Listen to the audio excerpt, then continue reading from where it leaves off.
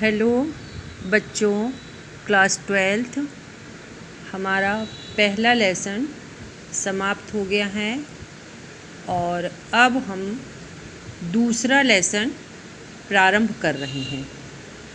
तो दूसरा लेसन हमारा है भारतीय समाज की जनसांख्यिकीय संरचना। तो जनसांख्यिकीय संरचना के बारे में पहले हम लोग जान लें कि इसमें क्या क्या चीज़ें आती हैं। तो इसमें हमारी जनसंख्या संबंधी सिद्धांत आएंगे और भारत की जनसंख्या का आकार और समृद्धि होगी, जनसंख्या तथा जनसंख्या वृद्धि स्पष्टीकरण होगा, जनसंख्या विस्फोट और होगा, भारत में जनसंख्या वृद्धि के दुष्परिणाम, भारत में जनसंख्या नियंत्रण हेतु सुझाव और भारतीय जनसंख्या की आयु संरचना, साक्षरता, ग्रामीण नगरीय विभिन्नताएं, ग्रामीण एवं नगरीय समुदाय में अंतर, ग्रामीण नगरीय संपर्क सूत्र और भारत की जनसंख्या नीति, ये सब चीज़ें जो हैं जनसांख्यिकीय संरचना के अंतर्गत आएंगी। तो जिस तरह से बच्चों भारतीय समाज में भौगोलिक, धार्मिक, भाषाई, सांस्कृतिक तथा प्रजातीय भिन्नता होती है, उसी तरह से जनसंख्या के दृष्टिकोण से भी इसकी प्रकृति विश्व के दूसरे समाजों की तुलना में भिन्न है।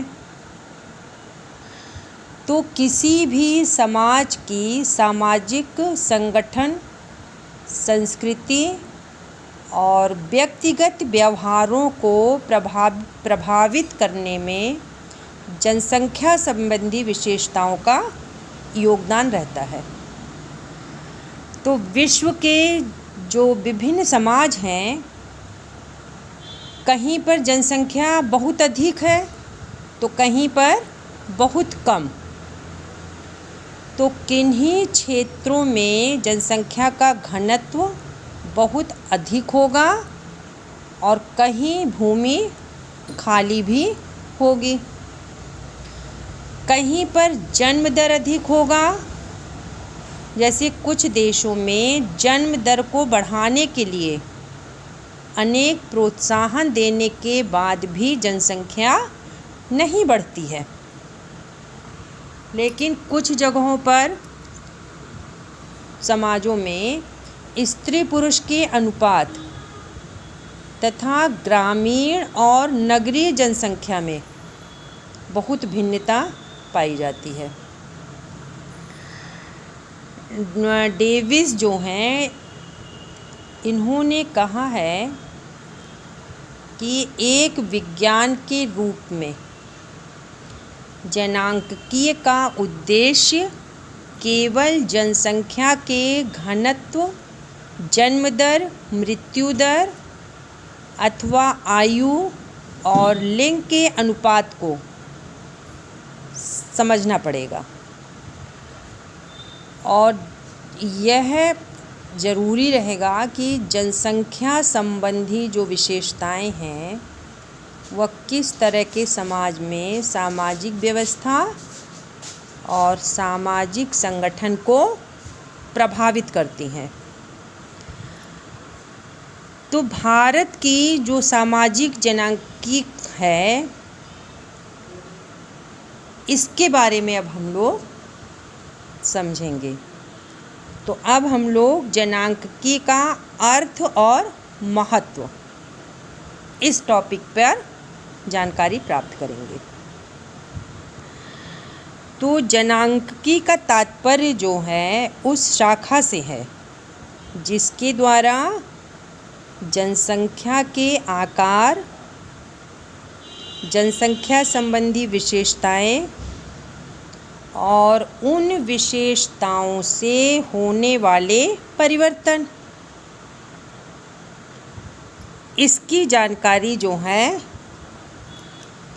करनी पड़ेगी। और इसके लिए जनांकीय शब्द का प्रयोग जो है वह सबसे पहले सन 1855 में गुइलार्ड ने किया था। इसको अंडरलाइन कर लीजिएगा कि जनांकीय शब्द का प्रयोग सबसे पहले सन 1855 में गुइलार्ड ने किया था। इन्होंने पहले इसका अंग्रेजी शब्द डेमोग्राफी जो है, इस शब्द को इन्होंने जनसंख्या के लिए प्रयोग किया था। तो जो इन्होंने डेमोग्राफी में, अगर इसको हम लोग जो है इसकी संधि विच्छेद करें तो उसमें होगा डेमस प्लस ग्राफी। तो पहला शब्द इसमें है डेमस और दूसरा है ग्राफी। तो पहले शब्द का डेमस का अर्थ होता है जनसंख्या, और जो दूसरा शब्द है ग्राफी, उसका अर्थ होता है विवरण देने वाला। विज्ञान से है, विवरण देने वाला विज्ञान। तो हम ये कह सकते हैं कि डेमोग्राफी वह विज्ञान है जो एक विवरण के रूप में जनसंख्या संबंधी विशेषताओं को स्पष्ट करता है।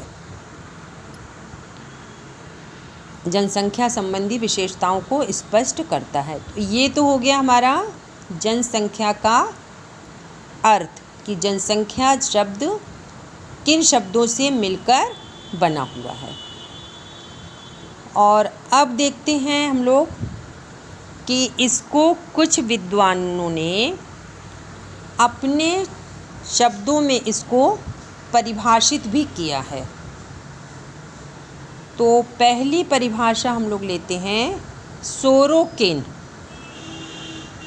सोरोकिन ने लिखा है, अपने शब्दों में कहा है उन्होंने कि जनांकीय वह विज्ञान है, जनांकीय वह विज्ञान है जो किसी समाज की जनसंख्या के आकार, घनत्व तथा इसमें होने वाली वृद्धि अथवा कमी से संबंधित परिवर्तनों को स्पष्ट करता है।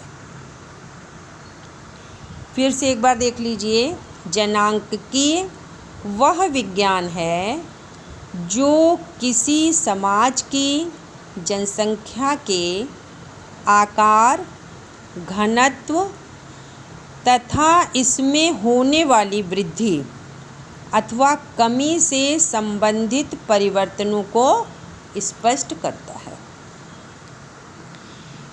और अब दूसरी परिभाषा है ग्रेवनिक के अनुसार। इन्होंने कहा है कि जनांकीय उन तथ्यों का अध्ययन है जो मानव जनसंख्या के विभिन्न पक्षों, तो मानव जनसंख्या के विभिन्न पक्ष क्या हैं? जन्म दर, मृत्यु दर और प्रवासी विशेषताएं, और उन्हें प्रभावित करने वाले कारकों का अध्ययन कराता है। ग्रेवनिक ने कहा है कि जनांकीय उन तथ्यों का अध्ययन है जो मानव जनसंख्या के विभिन्न पक्षों जैसे जन्म दर, मृत्यु दर, प्रवासी विशेषताओं और उन्हें प्रभावित करने वाले कारकों का अध्ययन कराता है। और फिर तीसरी परिभाषा है संयुक्त राष्ट्र संघ द्वारा।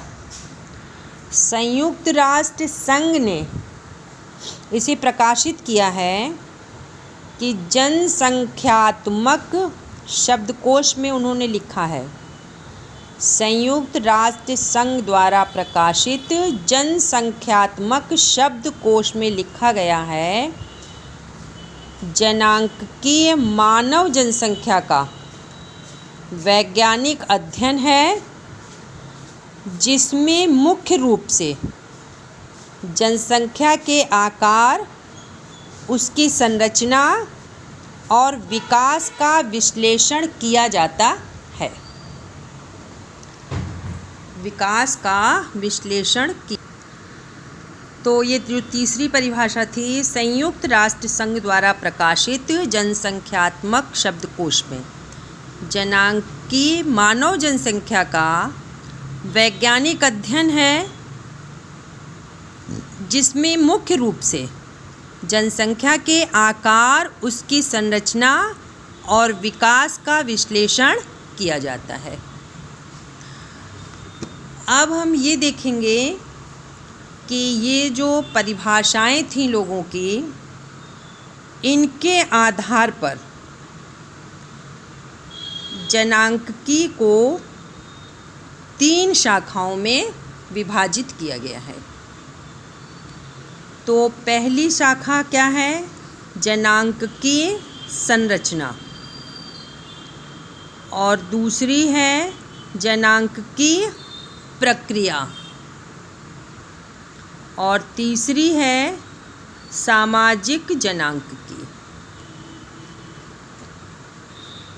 तो इन 3 शाखाओं में इसको जो है, तो पहला जो था हमारा जनांकीय संरचना, तो जनांकीय संरचना के अंतर्गत किसी समाज में जनसंख्या के आकार, विभिन्न क्षेत्रों में जनसंख्या की विशेषताओं, स्त्री और पुरुष के अनुपात, जनसंख्या के घनत्व, आयु, संरचना, ग्रामीण और नगरीय जनसंख्या, इसके बारे में जानकारी प्राप्त होती है। और जो दूसरा था जनांकीय प्रक्रियाएं, तो जनांकीय प्रक्रियाओं की विशेषता है कि जिनका संबंध जनसंख्या में होने वाले परिवर्तन से होता है। जन्म दर, मृत्यु दर, प्रवास संबंधी विशेषताएं, ये जो हैं इसके अंतर्गत आएंगी। और तीसरा था सामाजिक जनांकीय। तो सामाजिक जनांकीय से यह है, सामाजिक जनांकीय है कि जनसंख्या संबंधी विशेषताएं किस तरह सामाजिक, सांस्कृतिक और आर्थिक व्यवस्था को प्रभावित करती हैं। सामाजिक, सांस्कृतिक, आर्थिक व्यवस्था को ये प्रभावित करती हैं, सामाजिक जनांकीय। तो उदाहरण के लिए हम ये देख लेते हैं कि हमारे जो मूल्य हैं, विश्वास हैं, प्रथाएं हैं, शिक्षा है, जाति व्यवस्था है, इन सब के नियम जो हैं जनसंख्या के प्रभाव को स्पष्ट करते हैं। परिवार की संरचना, वर्ग व्यवस्था, नातेदारी, विवाह तथा व्यक्ति के सामाजिकरण को प्रभावित करने से भी जनसंख्या संबंधी विशेषताओं की भूमिका बनाई जा सकती है। लेकिन वर्तमान में क्या है कि धर्म, क्षेत्र और भाषा, इनके जैसे जो सजातीय विशेषताएं भी जनसंख्या संरचना को प्रभावित करती हैं।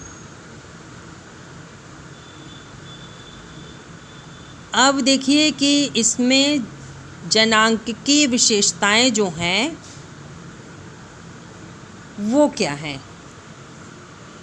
ये तो हमने जनसंख्या का अर्थ पढ़ लिया, कुछ विद्वान द्वारा जो परिभाषित किया उसको पढ़ लिया और इसकी शाखाओं के बारे में पढ़ लिया। लेकिन अब ये देखें कि जनांक की विशेषताएं जो हैं यह आवश्यक क्यों हैं। तो हमारा हेडिंग रहेगा जनांक की विशेषताओं को समझना आवश्यक क्यों है। तो इसके लिए एडॉल्फ कोस्टे ने कहा है कि समाज में होने वाले सभी परिवर्तन जनसंख्या संबंधी विशेषताओं से संबंधित होते हैं।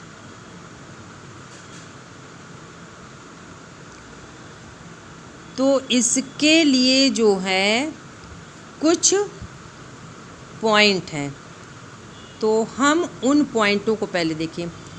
पहला पॉइंट है वर्तमान युग नियोजन का युग है।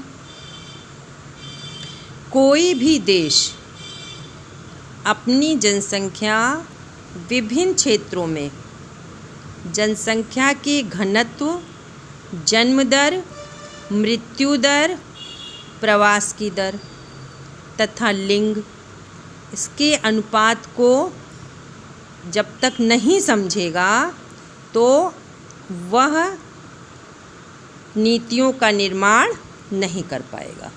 इसलिए इनको समझना आवश्यक है। और अब दूसरा है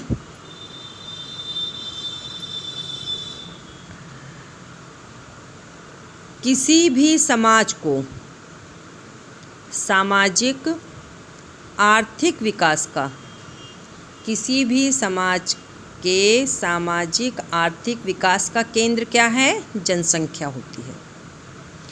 इसी के आधार पर हम अपने साधनों का सही मूल्यांकन भी कर सकते हैं और जनांकीय के अंतर्गत केवल जनसंख्या के आकार और घनत्व को नहीं, इसके साथ जनांकीय जनसंख्या के जीवन स्तर को भी समझा जा सकता है।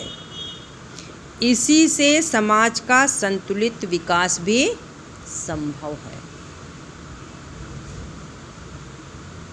और तीसरा है सभी समाज आधुनिकता की दिशा में आगे बढ़ रहे हैं।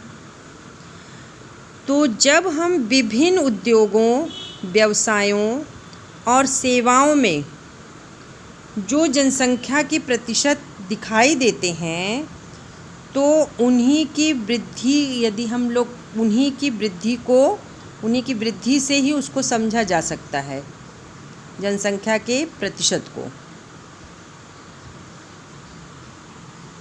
और अब चौथा है सभी समाजों में रोजगार मनुष्य की क्या है? मौलिक आवश्यकता है। तो जनसंख्या संबंधी विशेषताओं को जानने के बाद ही रोजगार के अवसरों को बढ़ाया जा सकता है। जब हमको पता होगा कि यहाँ पे कितनी जनसंख्या है लोगों की, कि उसी के अनुसार वहाँ के रोजगार को हम बढ़ा सकते हैं। और अब पांचवा है जनांकीय का अध्ययन इसलिए भी ज़रूरी है कि जनसंख्या में होने वाली वृद्धि के आधार पर हम भविष्य में जनसंख्या के आकार का अनुमान लगाकर उसी के अनुरूप योजना तैयार कर सकते हैं कि जनसंख्या किस क्रम में बढ़ रही है। और अब छठवां है किसी समाज में जब जनसंख्या के घनत्व, जन्म दर, मृत्यु दर तथा प्रवास संबंधी विशेषताओं में परिवर्तन होता है, तब क्या है कि सामाजिक संगठन में भी परिवर्तन होने लगता है। तो जब सामाजिक संगठन में भी परिवर्तन होने लगेगा तो समाज को अधिक संगठित बनाने के लिए जनांकीय विशेषताओं को समझना जरूरी हो जाएगा। और अब 7वां है, परिवर्तन सभी समाजों की क्या है? विशेषता है। सामाजिक परिवर्तन अनेक कारणों से हो सकता है, लेकिन जनसंख्यात्मक दशाओं को भी जानना आवश्यक है। और 8वां पॉइंट है, डेविस ने कहा है, लिखा है कि विभिन्न सामाजिक संस्थाओं, व्यक्तियों के व्यवहारों और सामाजिक दशाओं को जनसंख्या संबंधी विशेषता प्रभावित करती है। भारतीय समाज में आज बेरोजगारी, निर्धनता, बढ़ते हुए अपराध, संयुक्त परिवारों का विघटन, नगरीकरण में वृद्धि, सामुदायिक जीवन से संबंधित समस्याएं, इन सब का बढ़ने का मुख्य कारण क्या है? जनसंख्या। तो जनांकीय के अध्ययन में इससे बहुत ज़्यादा सहायता मिलती है, ऐसी समस्याओं को कम भी किया जा सकता है। और 9वां पॉइंट है, वर्तमान समाजों में लोगों के बीच जो पाए जाने वाले राजनीतिक संबंध, उत्पादन के तरीके और व्यवहार के नियम, ये सब जनसंख्या संबंधी विशेषताओं को प्रभावित करते हैं। तो इस आधार पर लुई ड्यूमा ने जनांकीय के अध्ययन को आवश्यक माना है। और अब हम लोग ये देखेंगे जनसांख्यिकी का समाजशास्त्र के लिए महत्व के, इसका समाजशास्त्र में इसका क्या महत्व हो सकता है। समाजशास्त्र की उत्पत्ति तथा अध्ययन क्षेत्र, इसके लिए जनसांख्यिकी का अध्ययन जो है महत्वपूर्ण है, क्योंकि समाजशास्त्र के उद्भव तथा अलग से एक अकादमिक या संस्थागत विषय की स्थापना में जनसांख्यिकी का योगदान रहा है। तो यह क्या है? यह एक ऐतिहासिक तथ्य है कि 18वीं शताब्दी के उत्तरार्ध में यूरोप में एक साथ 2 अलग अलग प्रक्रियाएं शुरू हुई। एक का संबंध राजनीतिक संगठन के रूप में था और दूसरे का आंकड़ों से संबंधित था।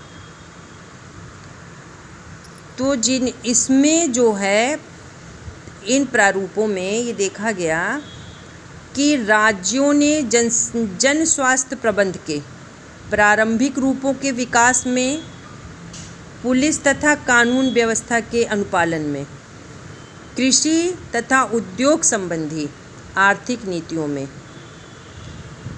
और राजस्व एकत्र करने में, नगरों की शासन व्यवस्था में रुचि लेना प्रारंभ किया।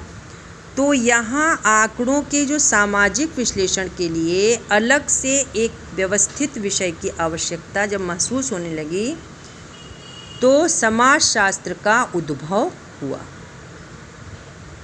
तो समाजशास्त्र के उद्भव का श्रेय एक हद तक जनसांख्यिकी को दिया जाता है।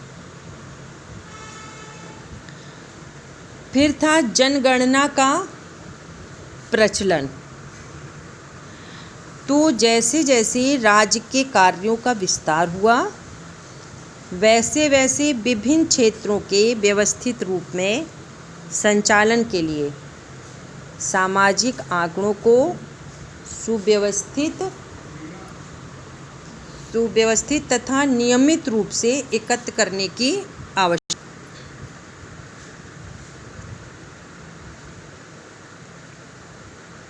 तो जब आवश्यकता इसकी पड़ी, तो इसी आवश्यकता की पूर्ति के लिए नियमित रूप से जनगणना का प्रचलन हुआ।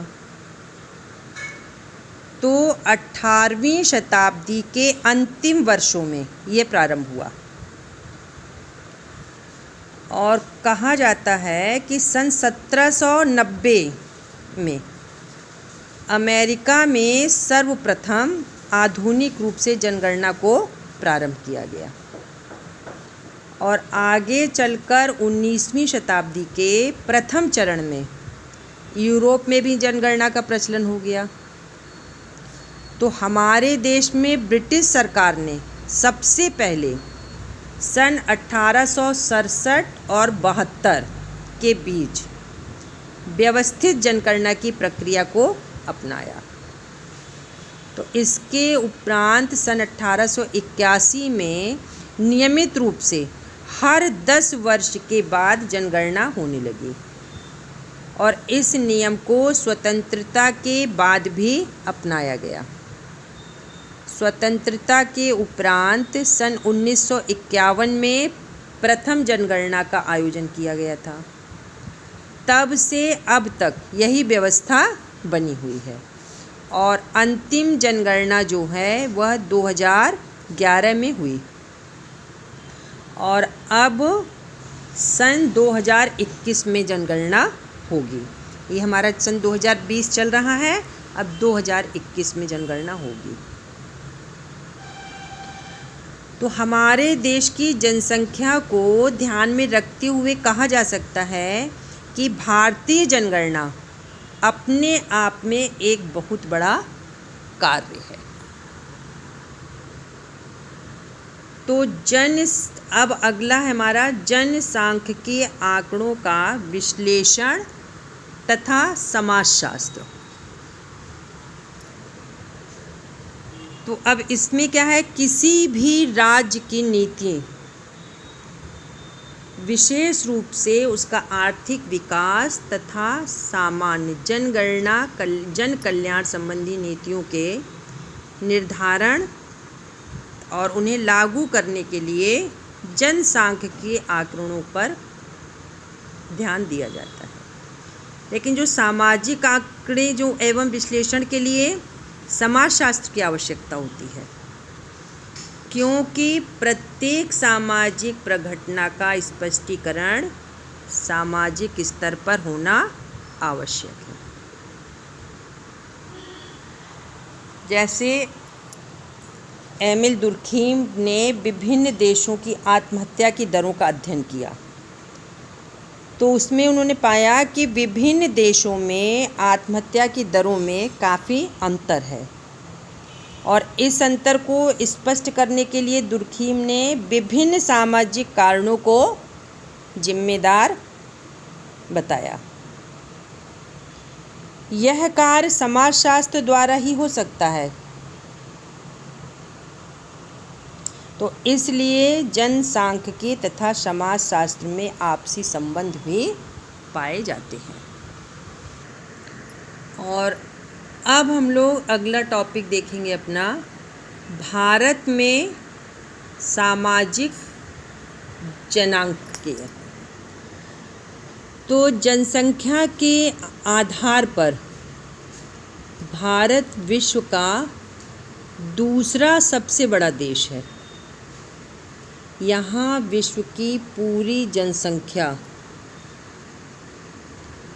का 17.5% हिस्सा निवास करता है और कुछ प्रमुख आधारों पर भारतीय समाज में जनसंख्या संबंधी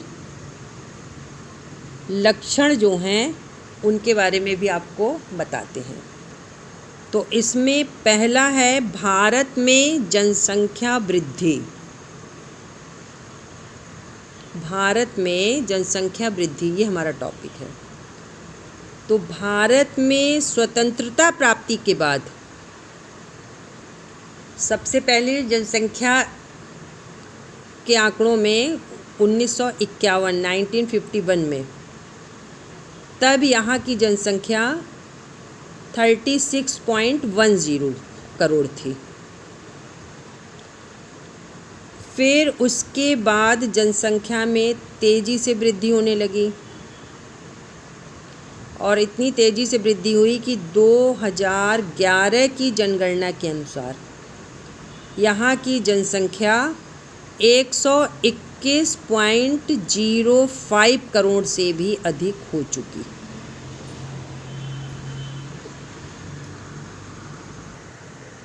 तो परिवार नियोजन के बड़े बड़े प्रयत्नों के बाद भी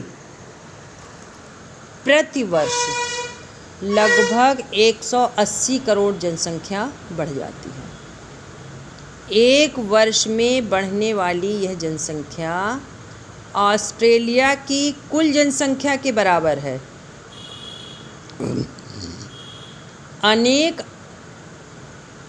प्रकार से इसका अध्ययन किया गया। समाज व्यापक निरक्षर, नीचा जीवन स्तर, संयुक्त परिवार व्यवस्था, बाल विवाह का प्रचलन, पुत्र जन्म की कामना तथा बहुपत्नी विवाह, इसका तेज़ी से बढ़ना। तो जनसंख्या के प्रमुख, अब भारत में जनसंख्या वृद्धि, अब इसको आपको बता दें 1951 में हमारी जनसंख्या थी 36.10 करोड़।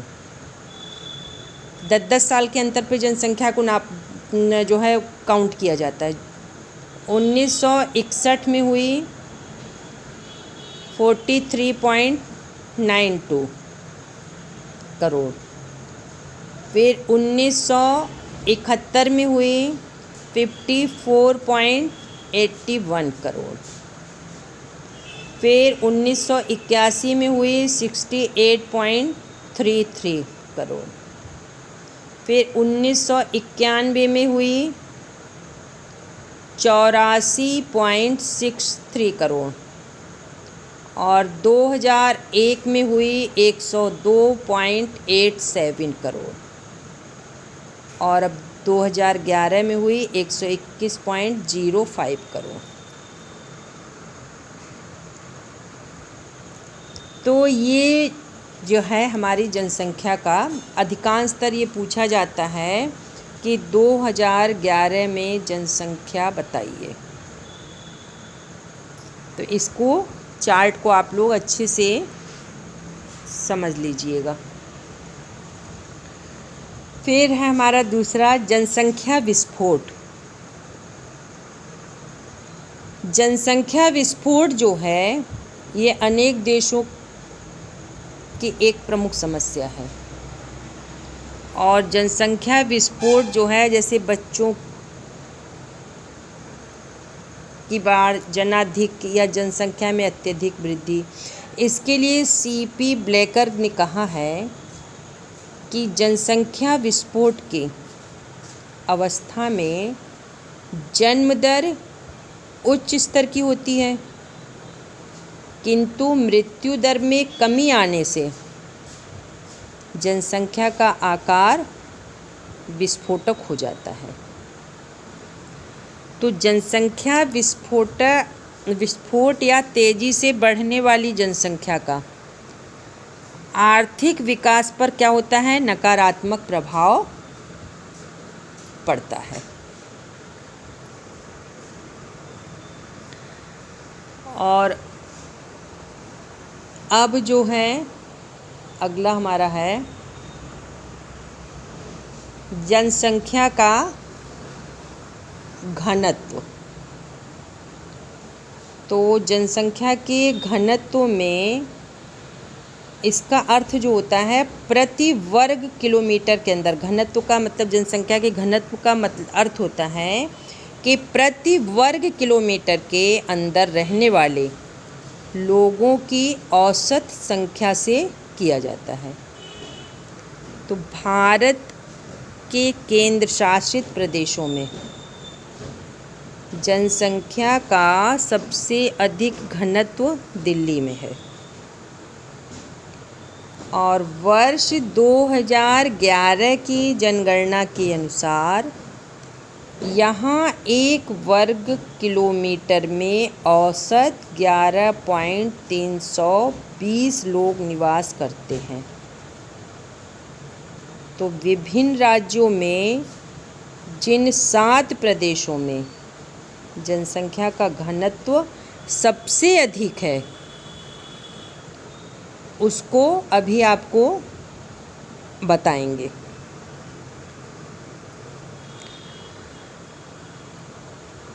तो इसमें क्या है, पश्चिम बंगाल है, जम्मू कश्मीर है, इसके बारे में जनसंख्या के घनत्व को, जहाँ पर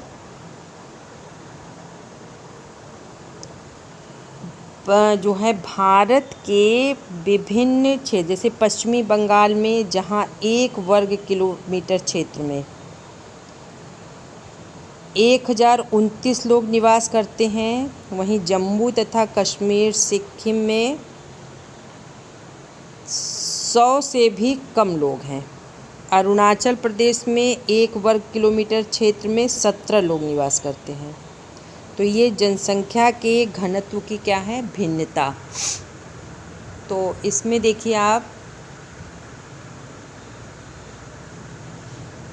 जनसंख्या का घनत्व बताएं आपको।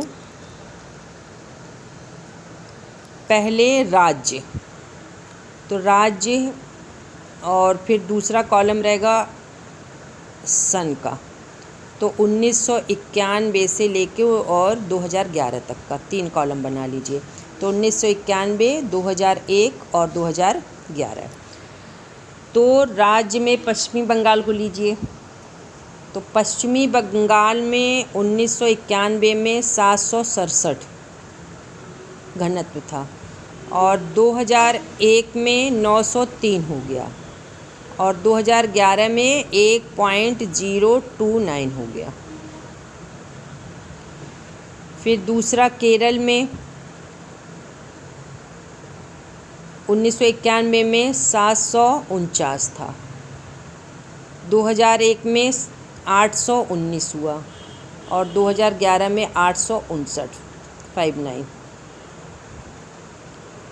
बिहार में 1991 में 685, 2001 में 881 और उसके बाद 2011 में 1.102। फिर उत्तर प्रदेश में देखिए 1991 में था इसका घनत्व 548, 2001 में हुआ 690 और 2011 में हुआ 828। तमिलनाडु में 1991 में 429, 2001 में 480 और 2011 में 555। और पंजाब में 1991 में 403, 2001 में 484 और 2011 में 550। हरियाणा में 372, 2001 में 478, 2011 में 573। तो ये इनका घनत्व है। अब आइए हमारा अगला टॉपिक है, इसी में जन्म दर तथा मृत्यु दर। तो जन्म दर और मृत्यु दर जो है इसका भी महत्व होता है। जन्म दर में से मृत्यु दर को घटाने से जो संख्या बाकी बचती है उसी के आधार पर समाज में जनसंख्या वृद्धि को ज्ञात किया जाता है। जब जन्म दर की तुलना में मृत्यु दर कम होती है तो जनसंख्या में तेज़ी से वृद्धि होती है, क्योंकि पैदा ज़्यादा हो रहे हैं और मर कम लोग रहे हैं। और दूसरी ओर जब जन्म दर की तुलना में मृत्यु दर अधिक होने पर तो जनसंख्या में क्या होगी, कमी होने लगेगी। तो भारतीय समाज में कानून के द्वारा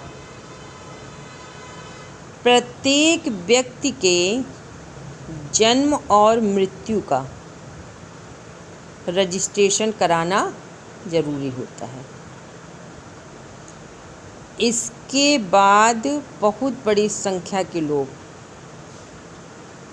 जन्म और मृत्यु दर का रजिस्ट्रेशन नहीं भी कराते हैं, लेकिन अब वर्तमान में जन्म दर और मृत्यु दर से संबंधित आंकड़ों को उपलब्ध कराना जरूरी है। तो भारत में जन्म दर, मृत्यु दर और जनसंख्या वृद्धि, इसका भी एक चार्ट है। अब इसमें देखिए, दशक का एक कॉलम बना लेंगे, दूसरा बनाएंगे जन्म दर प्रति हज़ार पर, मृत्यु दर प्रति हज़ार पर दूसरा कॉलम, और फिर लास्ट में है जनसंख्या वृद्धि प्रति हज़ार पर। मतलब पहला एक कॉलम बनाएंगे हम लोग दशक, फिर उसके बाद दूसरा बनाएंगे जन्म दर प्रति हज़ार पर, फिर तीसरा बनाएंगे मृत्यु दर प्रति हज़ार पर, और फिर चौथा बनाएंगे जनसंख्या वृद्धि प्रति हज़ार पर। तो 1951 से 60 तक, 1951 से 60 तक जन्म दर प्रति हज़ार पे 41.20 और मृत्यु दर 22.40 और वृद्धि 18.80। फिर 1961 से 70 तक जन्म दर 41.10, मृत्यु दर 18.80 और जनसंख्या 22.30। अब 71 से 80 तक जन्म दर 35.90, मृत्यु दर 14.70 और वृद्धि 21.20। 81 से 90 तक जन्म दर 30.80, मृत्यु दर 10.90 और वृद्धि 19.90। 91 से 2001 तक 26.10 ये जन्म है, मृत्यु दर 8.70 और वृद्धि 17.40। और 2011 में जन्म दर 24.04, मृत्यु दर 6.95 और वृद्धि दर 17.10 ये हुआ। तो भारत में जन्म दर और मृत्यु दर दोनों में कमी हो रही है, और इसके बाद भारत में जन्म दर में होने वाली कमी मृत्यु दर की कमी की तुलना में क्या है, कम है। तो इसका कारण क्या है, बच्चों के जन्म को ईश्वर की इच्छा मानना। क्योंकि कुछ विभिन्न धर्मों में ये विश्वास, शिक्षा की कमी, बच्चों की आजीविका उपार्जित करने के साधन मानने की मनोवृत्तियाँ जो हैं, इसी का कारण है निर्धनता, स्वास्थ्य, मनोरंजन का अभाव, निम्न जीवन स्तर, ये सब जनसंख्या को प्रभावित करते हैं। तो ये तो हमने पढ़ा जन्म दर तथा मृत्यु दर। और कल हमारा टॉपिक रहेगा स्त्री पुरुष अनुपात। आज बच्चों मैं सुषमा श्रीवास्तव अपनी वाणी को यहीं विराम देती हूँ। समाजशास्त्र में कल हम लोग लेसन 2 का स्त्री पुरुष अनुपात के बारे में जानकारी प्राप्त करेंगे। धन्यवाद।